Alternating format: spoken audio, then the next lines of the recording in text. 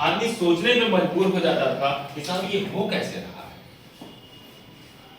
अच्छा, एक सिंपल सी चीज बताते हैं, आपने कभी रामायण फिल्म देखा है क्या?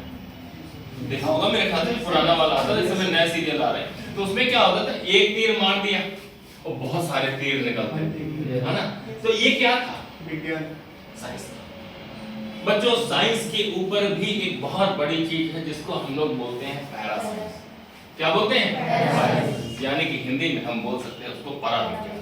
क्या बोल सकते हैं? पराविज्ञान। और उस पराविज्ञान के पीछे आज वैज्ञानिक पड़े और वो सोच रहे हैं कि आखिर ये क्या ऐसी चीज है जिसके ऊपर हमारे वेदों में बहुत सारी चीज। क्या आपको मालूम है कि आज की सबसे ज्यादा पॉपुलर लैंग्वेज कोडिंग के लिए कंप्यूटर में किस भाषा का चुनाव हुआ है?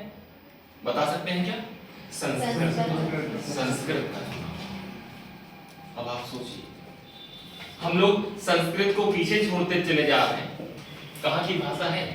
कहाँ की भाषा है? भारत की, पुरातन भारत की भाषा है। और इसके पीछे हम लोग उसको छोड़ते चले जा रहे हैं। हम मंत्रों को पढ़ नहीं रहे हैं, हम संस्कृत को पढ़ नहीं रहे हैं, और बाहर फॉरेन कंट्रीज में जो वैज्ञानिक रिसर्च कर रहे हैं वो संस्कृत पर कर रहे हैं। किस पे कर रहे हैं? संस्कृत। और संस्कृत को ही उपयोग में लाया गया है इस समय के जो सॉफ्टवेयर डेवलपमेंट है उसके लिए, उनकी कोडिंग के लिए। तो आज का जो हमारा टॉपिक रहेगा, उस टॉपिक में हम इन चीजों को भी लेने वाले हैं। क्या? कि साहब कंप्यूटर की जनरेशन कैसे बनी, किस तरीके से काम हुआ। किताब आपको दे दी जाती है और आप उस किताब में ये देखते हो कि साहब कंप्यूटर की जनरेशन, ये वैक्यूम ट्यूब बन गया, ये ट्रांजिस्टर बन गया, ये आईसी बन गई, ये माइक्रो प्रोसेसर बन गया। आज हम आपको डिजिटल रूप में ये दिखाने वाले हैं कि वास्तव में ये चीजें कैसे डेवलप हुई, किस सन में डेवलप हुई और किस तरीके से ये काम करती है। बोलो, बात समझ में आ गई है ना? और कुछ और चीजें मैं लेकर चलूंगा यहाँ पर, जिसमें कि आपको और चीजें क्लियर हो जाए कि आज के समय में जो साइंस के ऊपर की जो चीजें हैं, पहला साइंस ये किस तरीके से काम कर रहा है, उसके बारे में भी हम आपको आज बताने वाले हैं। ठीक है? तो अभय जी, आप जो है ये स्केच ला दीजिए, यहाँ पे चल रहे हैं।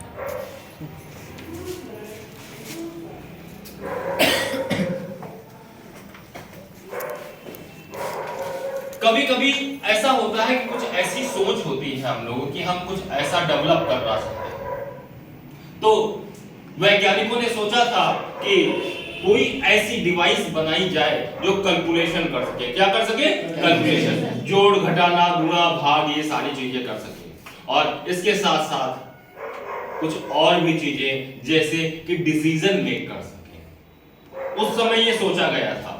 तो डिसीजन मेक की जहां तक बात आती है, तो वहां पर जो पुरानी हमारी मशीनें थी वो डिसीजन मेक नहीं कर पाती थी, लेकिन इस समय की जो मशीनें हमारी हैं वो डिसीजन मेक कर रही हैं, जैसे कि आपका कंप्यूटर और कंप्यूटर से रिलेटेड और भी।